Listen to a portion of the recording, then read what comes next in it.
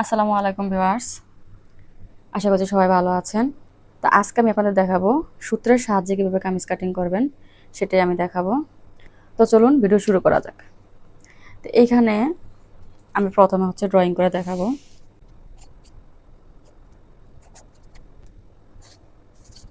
তো এইটুকু আমি আঁকাই নিলাম। যদি রেডিমেড কামিজ হয় সেক্ষেত্রে আমাদেরকে কামিজের মিডল পয়েন্ট করে ভাঁজ করে নিতে হবে। আর যদি গস কাপড় হয় তাহলে আমাদেরকে এক সাইড থেকে কামিজ কাটিং করতে হবে এবং আরেক সাইড থেকে হাতা কাটিং করতে হবে। তো আমরা যেটা করব সেটা হচ্ছে গস কাপড়ে সেটা হচ্ছে 4 ভাঁজ করে নেব। কাপড় 4 ভাঁজ, বন্ধ অংশ নিজের দিকে থাকতে হবে। তো এখন কাপড় 4 ভাঁজ আমরা কিভাবে করব, হাতার কাপড় কিভাবে বের করব? তো প্রথমে যেটা করতে হবে, আপনার ধরেন এই বডি ধরেন 40 ইঞ্চি, বডি 40 ইঞ্চি। এখন ধরেন হিপও 40 ইঞ্চি, ঠিক আছে? তো তাহলে 40 ইঞ্চি হলে 40 ইঞ্চি 4 ভাগের 1 ভাগ কত? 10 ইঞ্চি। এই 10-এর সাথে কত যোগ করবেন? 2.5 থেকে 3 ইঞ্চি। 2.5 থেকে 3 ইঞ্চি যোগ করলেই কিন্তু আপনার ঘেরটা বের হয়ে আসতেছে। 10-এর সাথে 2.5 থেকে 3 ইঞ্চি যোগ করবেন, এটা হচ্ছে ঘেরের জন্য। সাথে 1 ইঞ্চি কিন্তু সেলাই রাখতে হবে, ঠিক আছে? তো এখন দেখেন আমি 10-এর সাথে যদি 3 নেই তাহলে 13, 13-এর সাথে যদি আমি আরও 1 ইঞ্চি সেলাইয়ের জন্য নেই তাহলে 14। আবার যদি 10-এর সাথে আমি 2.5 ইঞ্চি নেই তাহলে 2.5 ইঞ্চির সাথে আরও 1 ইঞ্চি সেলাইয়ের জন্য, তাহলে আমার 3.5 ইঞ্চি, তার মানে 13.5 ইঞ্চি। এভাবে আপনারা গজ কাপড় হিসাবটা বের করে তাহলে 13.5 ইঞ্চি এক সাইড থেকে মাপ নিয়ে কামিজটা ভাগ করে দেবেন, সেটা আমি পরবর্তীতে দেখাবো। এখন দেখেন আমরা 40 বডির জন্য ফুট নিব 7, অথবা 7 ইঞ্চি 2 সুতাও নিতে পারেন। সাথে 1 ইঞ্চি পুট ডাউন। এখন দেখেন এইখান থেকে 1 ইঞ্চি মাথা থেকে ধরে আমি আবার মোড়ার শেপ নিব 7। পুট যত মোড়ার শেপ তত, এটা হচ্ছে লুজ মাপ। আর যদি ফিটিং চান তাহলে অবশ্য 2 সুতা থেকে আধা ইঞ্চি পরিমাণ কম নেবেন, তাহলে ফিটিংস হবে। আর যদি লুজ ফিটিং চান তাহলে এর চেয়ে পুট যত মোড়ার শেপ তত। তারপর দেখেন আমরা নেব বডি। বডি কত? 40। তাহলে 40-কে 4 ভাগে আমরা ভাগ করে নেব। 40 সাথে হচ্ছে 1 ইঞ্চি সেলাই। তো 40-এর 4 ভাগের 1 ভাগ হয় 10, সাথে 1 ইঞ্চি সেলাই 11।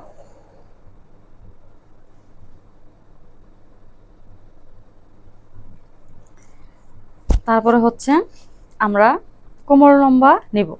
এখন অনেক আপুরা প্রশ্ন করে, এই যে কোমর লম্বার মাপটা কোত্থেকে নিলাম? এটা আসলে কোত্থেকে আসে না, এটা এখানে কোথাও নাই। যেমন মনে করেন এখান থেকে আমি এটা নিলাম, এই কাত থেকে কিন্তু আমি মোড়া শেপ নিছি, কিন্তু মোড়া শেপ থেকে আমি কিন্তু বডি নিইনি, বডি থেকে নিছি।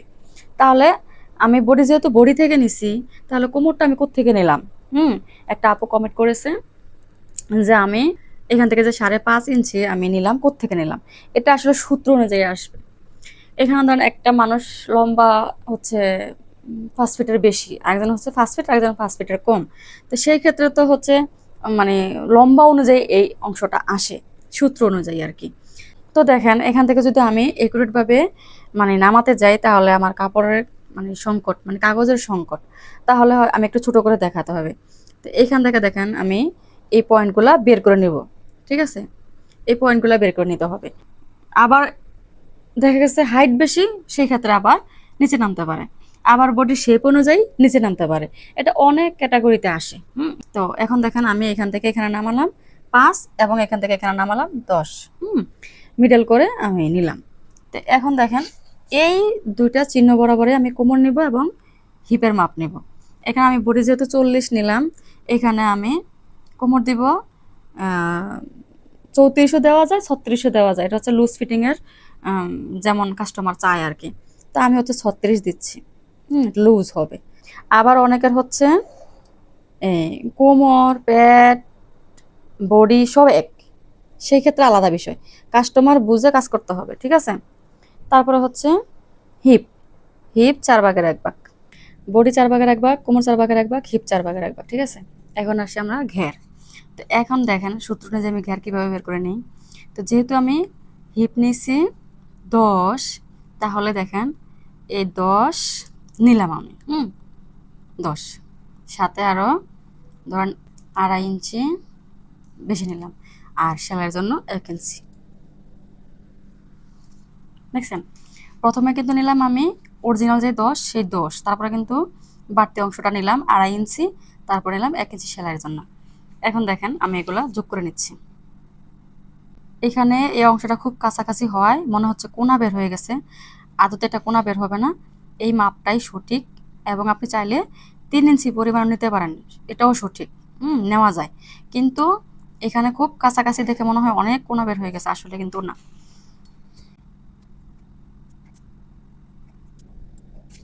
তো দেখেন এই অংশটা যদি আরেকটু নিচে হতো তাহলে এই শেপটা অনেক সুন্দর হয়ে আসতো, আর মানে এতটাও কোনা বের হইতো না। তারপরে দেখেন আমরা এই অংশটা আমরা যখন বিগত সময়ে মানে মেয়েদেরকে অনলাইন ক্লাস করাইছি, অনেকে এই অংশটা রাউন্ড করে ফেলছে, গোল করে রাউন্ড করে ফেলছে। গোল করে রাউন্ড করা যাবে না, জাস্ট মানে 1/2 ইঞ্চি করে এভাবে হালকা হাতে করে দিতে হবে, ঠিক আছে? তাহলে আর কামিজের কোনা বের হবে না। এখন আসি আমরা এখানে হচ্ছে পুট ডাউনটা করে নিলাম।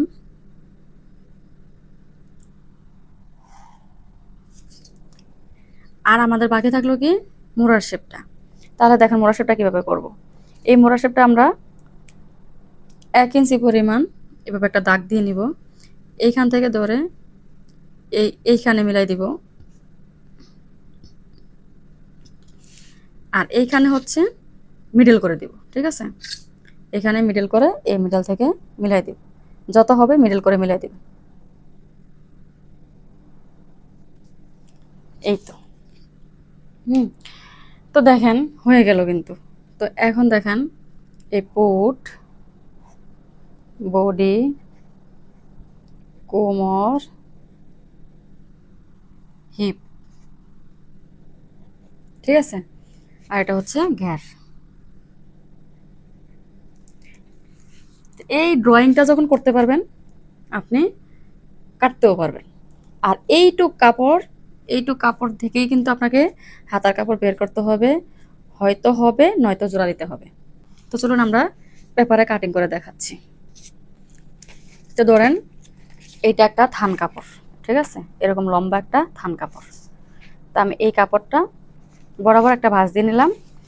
এখন এই বরাবর যদি আমি ভাঁজ দেই, ধরেন এইখান থেকে আমি কামিজটা বের করে নিলাম, তো এই কাপড়টা সামান্য যে কাপড়টা থাকবে এই কাপড়টা দিয়ে আপনার হাতা হবে না।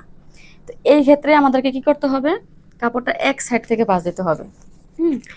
তো ধরেন গ্যার হচ্ছে 12.5, আমরা 13.5 নিয়ে একটা দাগ দিয়ে দিলাম, ঠিক আছে? এই 13.5 নিয়ে দাগ দিয়ে এই দাগ বরাবর আমরা এভাবে ভাঁজ দিয়ে দেব। আশা করছি সবাই বুঝতে পেরেছেন, ঠিক আছে?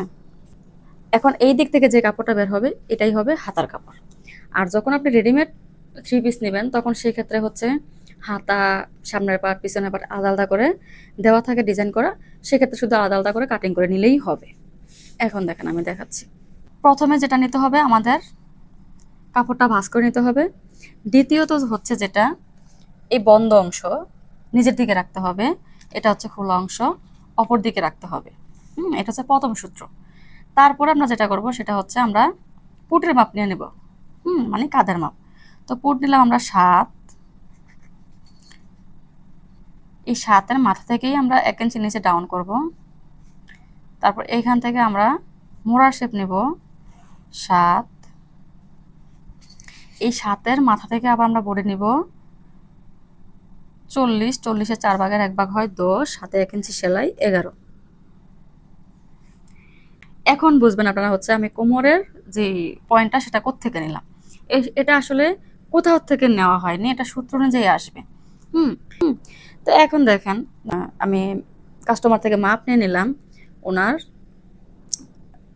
কোমর লম্বা, যেটাকে বলে কোমর লম্বা 12 ইঞ্চি। এখান থেকে ধরে কিন্তু সাইড ফাড়াটা শুরু হবে। তাহলে এই 12 ইঞ্চির মিডল করব, অথবা বডির শেপ অনুযায়ী কমাই দিব, হয় মিডল নয় কম, তার বেশি না কিন্তু, ঠিক আছে? তো যেহেতু আমি 12 ইঞ্চি নিলাম তাহলে হতে হবে 6, না হয় হতে হবে 5.5, ঠিক আছে? বডির ফিটনেস অনুযায়ী। তো এখন দেখেন আমি 5.5-এ মার্ক করে নিলাম, আপনারা চাইলে 6-এও মার্ক করতে পারবেন, কোনো সমস্যা নেই। কোমর আমরা যেহেতু বডি 40 নিছি, বডি থেকে কোমর 6 ইঞ্চি পর্যন্ত কম হয়। এটা হচ্ছে ফিটিংস মাপ। আর যেটা হচ্ছে লুজ মাপ সেটা হচ্ছে 4 ইঞ্চি 5 ইঞ্চি পর্যন্ত আপনি কম দিতে পারবেন। ঠিক আছে? তো এখন দেখেন আমি 36 দিলাম। ঠিক আছে? 36 সাথে 1 ইঞ্চি সেলাই।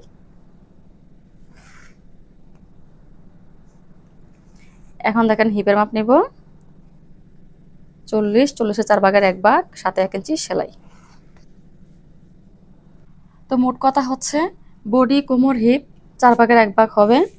আর বডি থেকে এই কোমর লম্বা, এটা হচ্ছে লম্বা বুঝে মানুষ বুঝে, অনেকের হাইট কম অনেকের হাইট বেশি, অনেকের বডি যে ফিটনেসটা সেটা এক একজনের এক এক রকম। এই দুইটা জিনিস বুঝে লম্বা আর হচ্ছে ফিটনেসটা বুঝেই আপনাদের এই অংশটা বের করে নিতে হবে। এই দুইটা মাপ, এটা আর এটা। ঠিক আছে? তো এখন দেখেন এখান থেকে এখান পর্যন্ত আমি নিলাম 5.5 এবং এইখান থেকে এখান পর্যন্ত নিলাম আমি 12। ঠিক আছে? 12 ইঞ্চি আর হচ্ছে 5.5 ইঞ্চি। ঠিক আছে? এইভাবে হচ্ছে আপনারা বের করে নেবেন এবং কয়েকটা কামিজ কাটিং করার পরে সেলাই করার পরে কিন্তু আপনাদের মানে আইডিয়া হয়ে যাবে এই বিষয়গুলো। এখন দেখেন আমি লম্বার মাপটা নিয়ে নিচ্ছি। ধরেন হচ্ছে লম্বা কত, আমি কিন্তু সেন্টিমিটারে দেখাচ্ছি কারণ ইঞ্চিতে দেখাতে গেলে মানে হবে না। আমি এখানে 35 নিলাম আর কি, নিয়ে আমি পুরোটাই নিয়ে নিব কারণ এখানে আমার মাপ অনুযায়ী ভাঁজ করা আছে। ঠিক আছে? নিয়ে আমি এই যে এখানে 1 ইঞ্চিতে মার্ক করে দিলাম যেহেতু আমার ভাঁজ করা আছে। ঠিক আছে? এখন আমি এটা মিলাই দিব। প্রথমে শেপ কাটটা এভাবে রাউন্ড অংশ দিয়ে মিলাবেন, তারপরে হচ্ছে এইভাবে করে দিবেন। বাস। তাহলে দেখেন আর বাকি রইল কি আমাদের মোড়ার শেপ। তাহলে মোড়ার শেপটা আমরা ওই যে আমি যখন ড্রয়িং করলাম দেখাইলাম 1 ইঞ্চি, এই 1 ইঞ্চি পরিমাণ একটা দাগ দিয়ে দিবেন, দিয়ে এটা মিডল করে নেবেন। এটা যত হোক মিডল করে নেবেন, এনি বডি মিডল করে এইখান থেকে ধরে।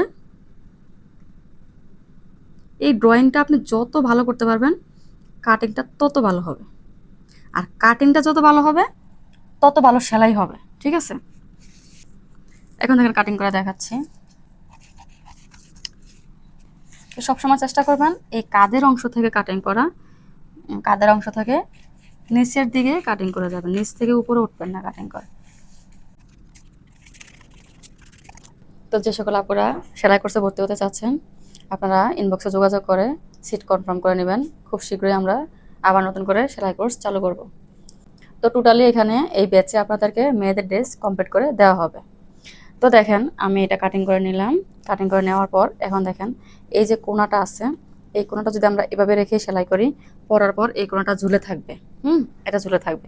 এখন এই জন্য আমরা কি করব, এইখান থেকে ধরে এই যে এখান থেকে ধরে এই যে হালকা হাতে আস্তে আস্তে আস্তে আস্তে এই কোনাটা কাটিং করে দিলাম। এখন দেখেন সুন্দর করে কিন্তু কোনাটা রাউন্ড হয়ে গেল, তাহলে আর এই কোনাটা ঝুলে থাকবে না। ঠিক আছে? তো দেখেন কত সুন্দর করে কামিজটি কাটিং হয়ে গেল। তো বন্ধুরা ভিডিওটি যদি ভালো লাগে থাকে তাহলে অবশ্যই লাইক কমেন্ট শেয়ার করতে ভুলবেন না। আর যারা এখন আমার চ্যানেলটি সাবস্ক্রাইব করেননি এবং ফেসবুক পেজটি ফলো করেননি তারা অবশ্যই ফেসবুক পেজটি ফলো করে এবং আমার ইউটিউব চ্যানেলটি সাবস্ক্রাইব করে পাশেই থাকবেন। আর যারা অলরেডি সাবস্ক্রাইব এবং ফলো করে দিয়েছেন তাদেরকে অসংখ্য ধন্যবাদ। তো সবাই ভালো থাকবেন, সুস্থ থাকবেন। আল্লাহ হাফেজ।